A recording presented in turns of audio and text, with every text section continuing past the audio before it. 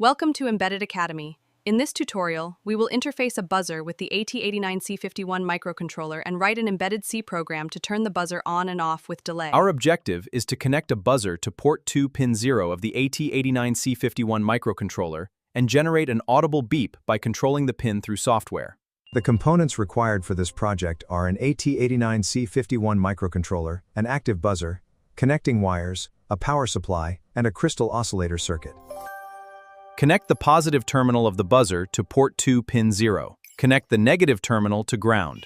The microcontroller. When the microcontroller outputs a logic 1 at P2.0, the buzzer turns on. When the pin is cleared to logic 0, the buzzer turns off. Adding delays creates a repeating beep pattern. The program begins by assigning port 2 pin 0 as the buzzer control pin. A delay function is then created to generate timing intervals.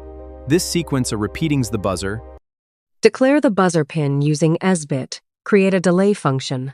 Then switch the buzzer on and off every 500 milliseconds inside an infinite loop. After programming the microcontroller, the buzzer switches on for 500 milliseconds and off for 500 milliseconds Congratulations! continuously. You have successfully interfaced a buzzer with the AT89C51.